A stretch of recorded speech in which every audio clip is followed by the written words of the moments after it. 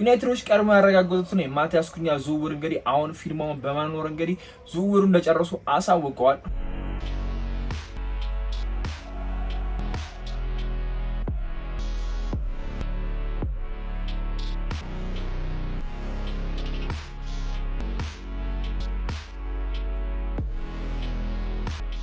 በተጨማሪም እንግዲህ የ2025-26 ማሊያቸውን አሳውቀዋል። እንግዲህ እሱንም የምንመለከት ይሆናል። ለቻናሌ አዲስ ከሆናችሁ ሰብስክራይብ ማድረጋችሁን እንዳትረሱ። ወደ ቪዲዮ እንሂድ።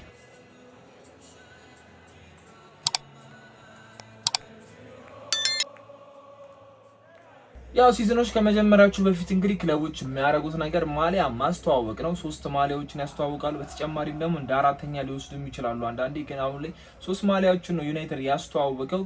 አሁን ካረኩት ማሊያ የተለየ ማሊያ ነው ብዬ አላስብም። የዚህኛው የ2025-26 ማሊያ ጥቁርነቱን ነው የቀየረው። በቃ እነዚህ ነጫጭ መስመሮች ጥቁር ሆኑ፣ ከዛ እዚህ ጋር ጥቁር ተጨመረበት እንጂ ራሱ ያው ማሊያ ነው።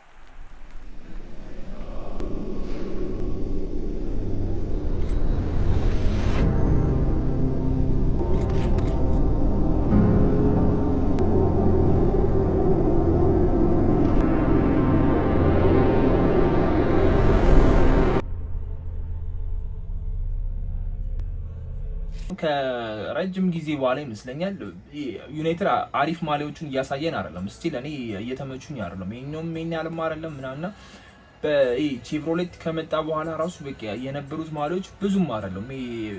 ስታዩት የሚያጓጓ ማሊያ አይደለም። ባለፈው አመት እንደውም ያ ጥቁሩ ማሊያ አላረግ የዚህ ከሜዳ ውጭ የሚያደርጉት ማሊያ እሱ እንደውም አሪፍ ነበር። ከቀዩ ይልቅ እሱ በጣም ተወዶ ነበረ። እኔም እሱ ይሻላል ባይ ነኝ ከሌሎቹና አሁንም ቢሆን ተመሳሳይ ነገር ነው ያሳዩት። ሁለተኛ ማሊያቸው እየተሻለ ነው። ዩናይትዶች እንዴት እየገባኝ እንደሆነ አላውቅም፣ ግን ለእኔ በጣም በቃ እስከዛሬ ድረስ ካየሁት የማንቸስተር ማሊያዎች ኤአይጂው ለእኔ በጣም ምርጡ ማሊያ እሱ ነው። ከዛ በኋላ ብዙም ያለ ደስ የሚል ማሊያ አላየሁም እስካሁን ድረስና ሜቢ ያኛው ትውስታም ስላለብን ይሁን የሆነ አሪፍ አመትም ስላሳለፍንበት ይሁን አላውቅም፣ ብቻ ግን ያ ማሊያ በጣም አሪፍ ነው። ከዛ በኋላ የተሰሩ ማሊያዎች ኖርማል በቃ ናቸው።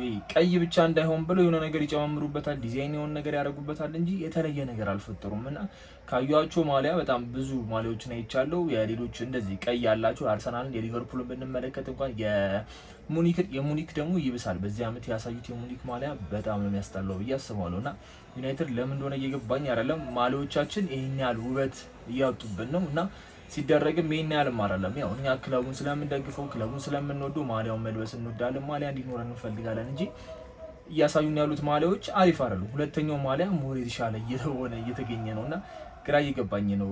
እንዴት ምን አይነት ዲዛይነር እንትን እያሉ እንደሆነ አዲዳሶች ከነዚህ ሻል ያሉ የማሊያዎች ማምረት ይችላሉ፣ ወር ደግሞ ዲዛይኖችን መፍጠር ይችላሉ ብዬ አስቤ ነበረ፣ ግን ምንም ማድረግ አልቻሉም። ይሄንን እንግዲህ አዲስ ማሊያ ያስተዋወቁት ማቲያስ ኩኛን እንዳስፈረሙ እሱንም በአዲሱ ማሊያ ነው እንግዲህ ፎቶ አንስተው የለቀቁት። ከዛ በፊት እንደ ትንሽዬ ነገር ቀንጨብ አድርገው ለቀው ነበረ፣ ካሚንግ ሱን አይነት ነገር ማለት ነውና እሱ ላይ ነበር ያስተዋወቁት። ከዛም ተጫዋቾቹ እያንዳንዱ እየለበሱ እንግዲህ በራሳቸው አስተዋውቋል ማሊያውንና ብዙ የተለየ ነገር አላየሁበትም። ማሊያውን እኔ አልተመቸኝም፣ በግሌ ማሊያው ብዙም አልተመቸኝም። ለ3 ለ4 አመት በቃ የዩናይትድ ማሊያዎች ይሄን ያላሩም በቃ ያው ደስ ስለሚለን ነው እንጂ የሚለብሱ ውበታቸው ስታዩት የሚያምር ይሆን አይደለም። ለምን እንደሆነ አላውቅም፣ ግን ሜቢ እስቲ ሁለተኛው ማሊያ አሪፍ ነው። ሁለተኛው ማሊያ የእናንተ ምርጫ የትኛው ነው? እስቲ ኮሜንት ላይ ንገሩኝ።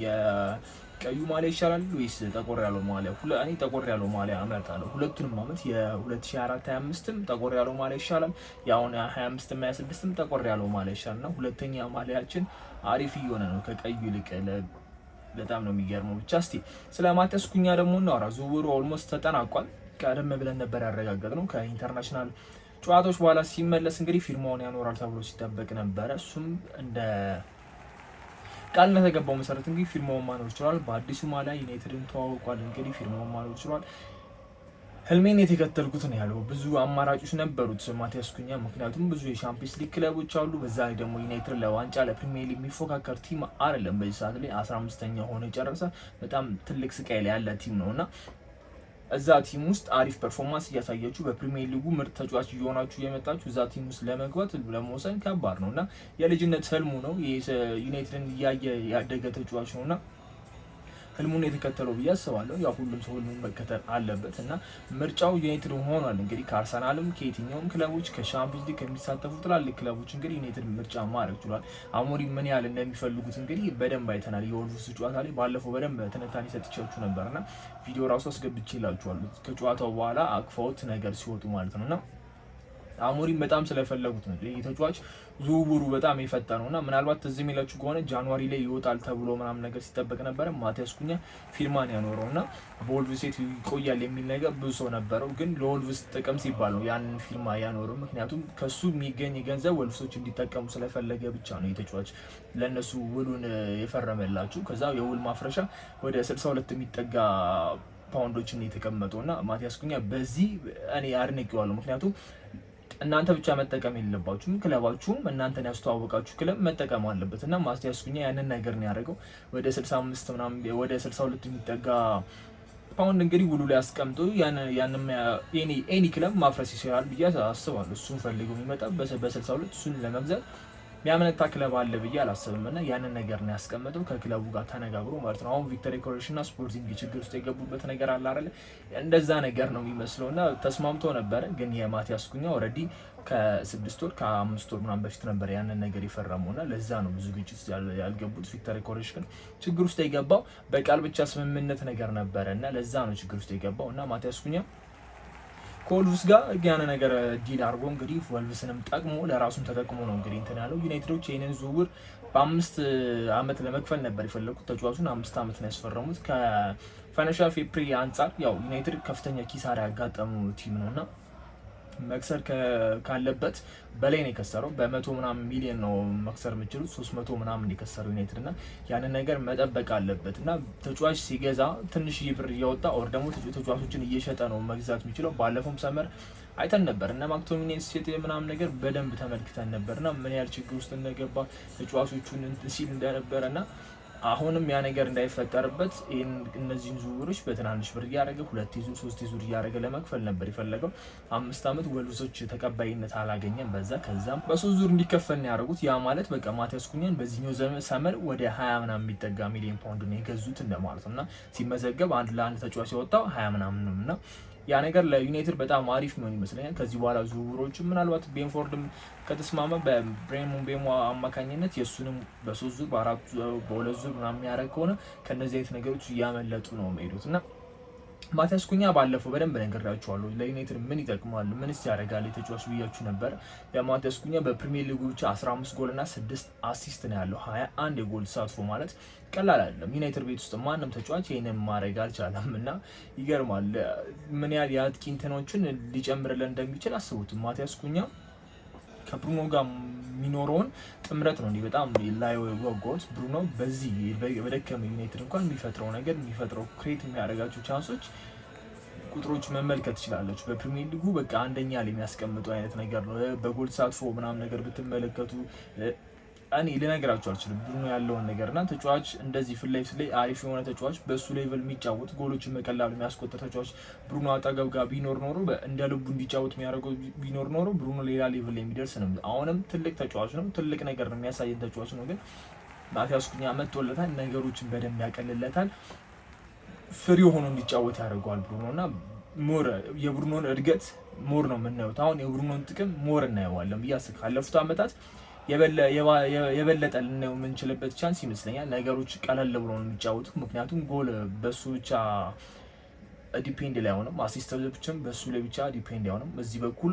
ጎል የሚያስቆጥር አሲስት የሚያደርግም ሌላ ከፊት ለፊቱ ሌላ ተጫዋች መጥቷልና ከብዙ ሳይድ ነው የሚጠበቀው። ከብሩኖ ብቻ ተጫዋቾች አሲስት እንዲያደርጉ ጎል እንዲስቆጠሩ አይጠበቅም። ብሩኖ ከጫና ነፃ ሆኖ ነው የሚጫወተው ይህንን ጨዋታ ብዬ አስባለሁ። እዛ ላይ ደግሞ መሀሉን መቆጣጠር ይችላል። ከጎኑ የሚሰለፈው ሰው እስካሁን አልታወቅም። ሜይ ቢ ማውንት ሊሆን ይችላል፣ ኮቢ፣ ብዙ ተጫዋቾችም የአማካኙን ነገር ለማስፈረም እየሞከረ ነው ዩናይትድ። ከብሩኖ አጠገብ የሚሆነውን ሰው ወሳኝ ነውና ማቲያስ ኩኛ ምናልባት ችግር የሆነበታል የተባለ የሚገኘው ዩናይትድ በፕሪሚየር ሊጉ ወክ እያደረገ በመጨረስ አንደኛ ነው። እንግዲህ ከቫንዳይክ በመቀጠል እሱ ነው አንደኛ።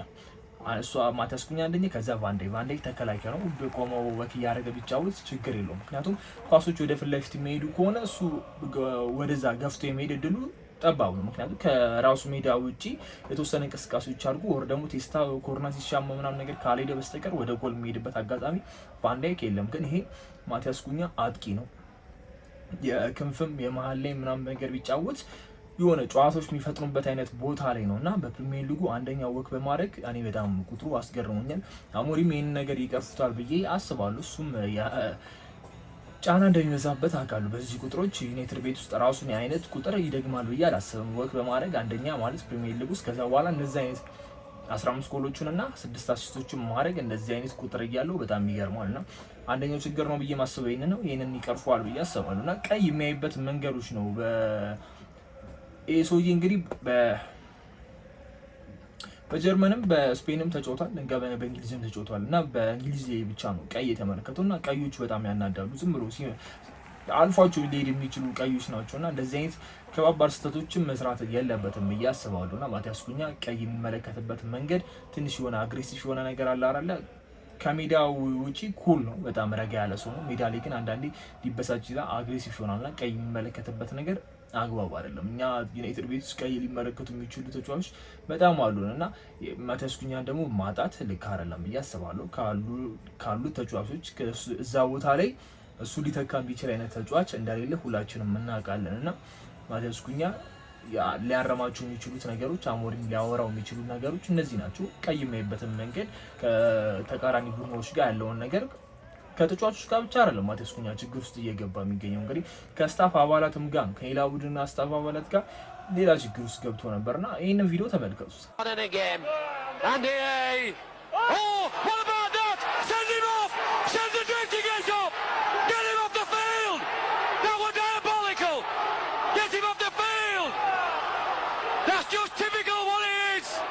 እና እንደዚህ አይነት ተጫዋቾች ለቡድን አንዳንዴ ይከብዳሉ። ማቲያስ ኩኛ ሜዳ ላይ ካለው የሚገርም ፐርፎርማንስ እና ከጎሎችን ከማግባት አሲስት ከማድረግ ለቡድን አሪፍ ነገር ከማሳየት ውጪ እነዚህ ነገሮች ደግሞ ቡድንን ይጎዳሉና አሞሪም በዚህ ነገር ላይ አውርተውት የሆነ ነገር ያደርጋሉ ብዬ አስባለሁ። ከተጫዋቾች ጋር ከተቃራኒ ተጫዋቾች ጋር ያለውን ነገር የሆነ ነገር የሚያደርግ ይመስለኛል። እኔ ባለፈው ዓመት በጣም ስፈርቼው የነበረው እንትናን ነበረ ኡጋርቴ ነበር። ኡጋርቴ የሆነ ሰዓት ላይ ግን 5 ቢጫ ተከታታይቶ አንድ ጨዋታ ዘሎት ነበረ። በዛ ጨዋታ ላይ ደግሞ እሱም ብሩኖም አልነበረም እና ሁለቱም አለመኖራቸው በጣም ጎድቶን ነበረና የማኑኤል ኡጋርቴ እንደውም ባልጠበቅኩት መንገድ ረጋ ብሎብኛል። አይኖ ፋውል ሰርቷል፣ ብዙ ፋውሎችን እየሰራ ነበረ ምናምን፣ ነገር ግን ከሰማነው ካየነው ነገሮች አንጻር ማኑኤል ኡጋርቴ እንደውም ተረጋግቶ ነበረ። ማቲያስ ኩኛም የሚረጋጋ አይነት ተጫዋች ይመስለኛል። ሌላው ሁሉ ነገሩ ፐርፌክት የሆነ ተጫዋች ነው ማለት እንችላለን። በቃ ከርቀት የሚያገባቸው ጎሎች፣ ፔናልቲ ቦክስ ውስጥ አጨራረስ፣ አሲስት የሚያደርግበት መንገድ ምናምን ነገርና ባለፈው ለቬኒ ጁኒየር እንኳን አሲስት ያደረገበት መንገድ በጣም አሪፍ ነበረ። ራፊኒያ ኳሱን አርዝሞት ነበረ አልፏቸው ምናምን ነገር እሱ ነው መጥቶ በዛ በኩል ለቪኒ ያቀበሉት ጎሉ እንዲቆጠር ያደረገው ብራዚል ከዛም ወደ ዓለም ዋንጫ ማለፏን አረጋግጣለች። በዛ አማካኝነት እንግዲህ ይህ ተጫዋች እንደዚህ አይነት ነገሮችን ማድረግ ይችላል። በየትኛው ቦታ ላይ ማጫወት የምትችሉት አይነት ተጫዋች ነው። በግራ ክንፍ ትወስዳላችሁ፣ መሀል ላይ ታረጉታላችሁ፣ ወደ ቀኝ ክንፍ እየመጣ ሊጫወትላችሁ ይችላል፣ ይገባል ምናምን፣ እንደ አጥቂ የምትጠቀሙ ትችላላችሁ። ያለ አጥቂም መጫወት የምትችሉት አይነት ተጫዋች ነው። እንግዲህ ብሬን ምቤሞ ካለ ሁለቱም ፊት ለፊት አድርገህ ያለ አጥቂ መጫወት የምትችልበት አይነት አጋጣሚዎች ራሱ ሊፈጠር ይችላል። ግን አሞሪም ያንን ነገር የሚያደርገው አይመስለኝም። አጥቂ መፈለጋቸው የማይቀር ነገር ነው። የቪክተር ኮሬሽ እና የስፖርቲንግ ነገር ሲያበቃ ነገሮች ወደ ዩናይትድ ሊቀልለት ይችላል ብዬ አስባለሁ። ማቲያስ ኩኛ በይፋ እንግዲህ ዩናይትድ መቀላቀሉ ምናምን ተፈራርሟል። እንግዲህ 10 ቁጥር ይለብሳል ነው እየተባለ የሚገኘው። የራሽፎርድ እንግዲህ 10 ቁጥር እነ ሩኒን ያየንበት የሚገርመውን 10 ቁጥር እንግዲህ ተመልሶ እንግዲህ ማቲያስ ኩኛ ይለብሳል ተብሎ ይጠበቃል። ምናልባትም የሩኒን ኬሪር ይሰጠናል ብለን እናስብ። እንግዲህ የራሽፎርድ እንግዲህ አልተሳካለትም ማለት እንችላለን። ራሺ በዛ በ10 ቁጥር አሪፍ ታይም አሳለፈው። ከዓለም ዋንጫው በኋላ ያየነው ራሽፎርድ አላቅም፣ በሱም በህይወቱ ትልቁ አመት ያሳለፈበት ያኛው ይመስለኛል። ዓለም በሙላ ራሽፎርድን እያደነቀበት በነበረበት ሰዓት ላይ ያቺ እንደዚህ ሚላ ሴሌብሬሽን የገነነችበት ታይም ላይ ነበርና ከዛ በኋላ ያንን ራሽፎርድ ሊደግመውም አልቻለም። ቴናግም ቆዩ፣ ምንም ሊለወጥ አልቻለም። አሞሪም መጣ፣ ጨራሽ አሞሪም ጋር ግብ ፈጠሩ ምናምን ነገርና ራሽፎርድ በዛ በ10 ቁጥር ማሊያ ጀግና ሊሆን አልቻለም። አይኖ በጣም አውቃለሁ የቶፕ 6 ጨዋታዎች ላይ ራሽፎርድ ምን ያህል ገናና እንደሆነ ሲቲ ላይ፣ ሊቨርፑል ላይ፣ አርሰናል ላይ ምናምን ቼልሲ ላይ እንዴት እንደሚሆን እናውቀዋለን። ምክንያቱም ደሙ ዩናይትድ ነው። ይህ ልጅ ዩናይትድ ቤት ውስጥ ነው ያደገው።